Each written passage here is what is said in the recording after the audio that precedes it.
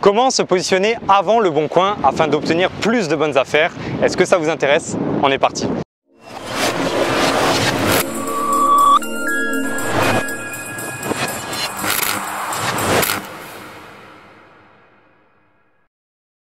Bonjour très chers investisseurs, futurs millionnaires, je suis Franck, le fondateur de Immomillion, une société où on accompagne les personnes déterminées à prendre leur avenir en main grâce à l'investissement immobilier. Si c'est la première fois que vous êtes sur cette chaîne, je vous invite à aller voir sous la vidéo, vous avez tous les liens pour aller plus loin avec moi, vous pouvez vous abonner, vous pouvez voir dans la description, il y a une petite surprise. Et donc dans cette vidéo, je voudrais qu'on parle de comment se positionner avant le bon coin.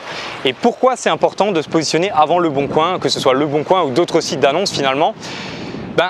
On va voir ensemble finalement le parcours d'un bien. Le parcours d'un bien, c'est quoi? C'est le particulier, comme vous, comme moi, qui décide de mettre son bien en vente. Donc, soit on le met directement sur les sites d'annonces, soit on va aller voir une agence. Si on décide de le mettre directement sur un site d'annonces, comme Le Bon Coin par exemple, soit on a de la chance et on trouve un vendeur assez rapidement, mais c'est qu'on a vendu à un bon prix sans doute. Et sinon, on va se faire contacter. Je pense que si vous avez déjà vendu un bien, ça vous est sûrement déjà arrivé. On va se faire contacter par des dizaines et des dizaines d'agents immobiliers qui veulent prendre le mandat et vendre le bien pour vous afin de toucher une commission. Et souvent, le particulier il va accepter, soit parce qu'il n'a pas de temps, soit parce qu'il ne veut pas s'embêter tout simplement. Ou alors il n'a pas eu les résultats qu'il voulait. Donc du coup, souvent ça va tomber en agence. Ou alors s'il décide de vendre son bien directement, le bien il est en agence. Et donc quand un bien arrive en agence, que ce soit par la voie du Bon Coin et ensuite en agence ou alors directement, qu'est-ce qui se passe? Dans un premier temps, l'agent immobilier il va contacter son réseau proche. Son réseau proche, c'est les investisseurs et les acheteurs avec qui il a déjà travaillé peut-être, ou alors qui le relance fréquemment et avec qui il peut vendre rapidement. Parce que lui, son but, c'est de vendre le plus rapidement possible et pour qu'il touche sa commission le plus rapidement possible, c'est logique. Et aussi parce que pour un professionnel comme une agence immobilière, ça leur coûte de l'argent finalement de mettre une annonce en ligne sur les sites d'annonces. Donc il va appeler son réseau proche en premier et s'il n'y a personne qui est intéressé par le bien, il va la plupart du temps en parler à ses collègues ou alors à son entourage un petit peu.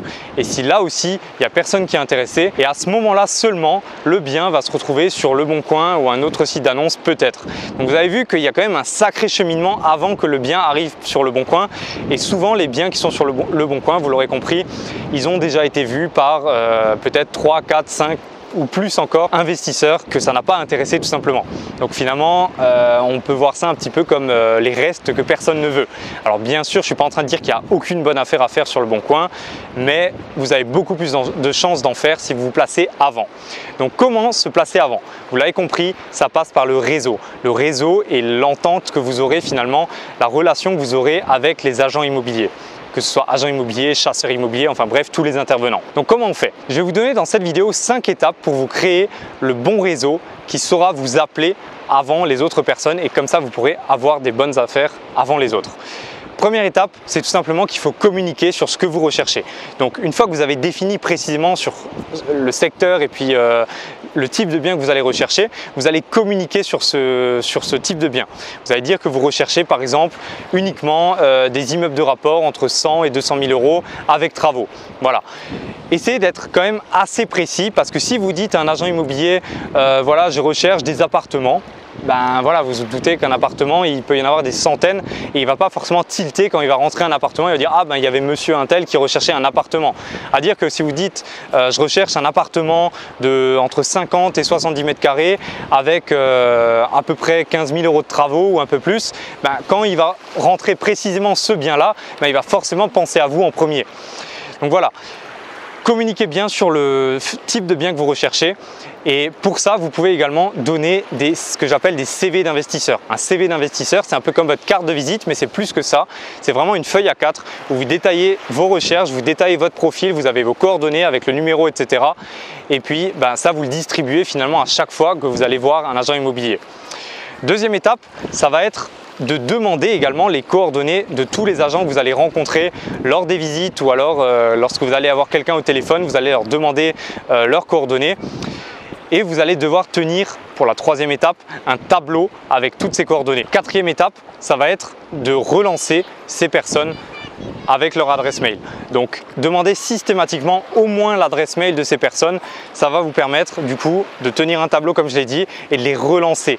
Vous allez les relancer à peu près tous les 10 jours. Donc vous vous doutez bien que déjà si vous avez ne serait-ce que 10 agents dans votre réseau et que vous les relancez comme ça tous les 10 jours, ces 10 agents tous les 10 jours que vous relancez, à un moment ça va imprégner dans leur cerveau que quand il y a ce type de bien qui rentre, il est pour vous et pour personne d'autre parce que vous le cherchez. Mais le but, vous l'avez compris, c'est de se constituer le plus gros réseau possible. Donc si vous pouvez avoir 20, 30, 40 personnes que vous relancez comme ça tous les 10 jours, ça va être vraiment puissant. Donc c'était la 4e étape et la 5e étape, c'est tout simplement d'entretenir ce réseau. Si vous demandez les coordonnées aux personnes ou alors si vous donnez vos coordonnées mais qu'ensuite vous ne relancez pas derrière, que voilà, concrètement vous les relancez pas constamment, à un moment votre réseau il va s'endormir. À un moment voilà, vous n'êtes pas la personne la plus importante pour les gens, donc il faut que vous relanciez constamment et c'est pour ça que j'ai déjà parlé dans une autre vidéo où je vous mettrai le i comme info, que j'ai parlé de mettre en place une routine. Cette routine, elle vous sert également à relancer votre réseau constamment pour que ça imprègne bien dans leur tête que voilà, monsieur un tel recherche ce type de bien et ce type de bien et à un moment, automatiquement, quand il y aura ce type de bien qui va sortir, c'est pour vous et pour personne d'autre. Donc je sais ce que certains vont dire, que voilà, c'est pas facile, que voilà, les agents, ils ont déjà des réseaux tout faits et que c'est dur de rentrer dans les réseaux et c'est pas facile, etc. Mais voilà, là vous avez encore 2 solutions et c'est ce que je dis souvent, soit vous vous plaignez et puis vous en restez là où vous en êtes, soit vous implémentez, vous mettez en place les actions et vous vous servez dans un premier temps de Le Bon Coin, des autres sites comme une porte d'entrée vers ces réseaux et puis vous les relancez constamment afin de prendre toujours un petit peu plus de place dans les réseaux déjà existants jusqu'à devenir l'interlocuteur principal sur votre secteur. Alors bien sûr vous ne pouvez pas avoir un réseau sur toute la France, enfin c'est beaucoup plus compliqué en tout cas, mais déjà dans votre ville, soyez expert de votre ville et soyez l'homme le plus connu des agents immobiliers pour que dès qu'il y a un bien qui rentre et qui correspond à vos critères, que ça va vers vous directement. Voilà, j'espère que cette vidéo aura pu vous aider à implémenter votre réseau. J'espère que vous mettrez les actions en place, c'est vraiment important. Voilà, là on en parle en vidéo, je sais que ça paraît facile et tout. Je ne suis pas en train de dire que c'est facile, je sais qu'il faut implémenter, mais pour ça, il faut implémenter. Donc je vous invite à mettre en place. Si vous avez apprécié, je vous invite à mettre un petit pouce bleu. Vous pouvez mettre un commentaire pour me partager vos expériences sur ces actions-là. Et puis, je vous invite à aller voir dans la description de la vidéo, vous avez un lien pour aller plus loin avec moi, pour accéder au système Arnato. Donc, je vous laisse découvrir ce que c'est. Et puis moi, je vous dis à la prochaine pour une autre vidéo. Ciao!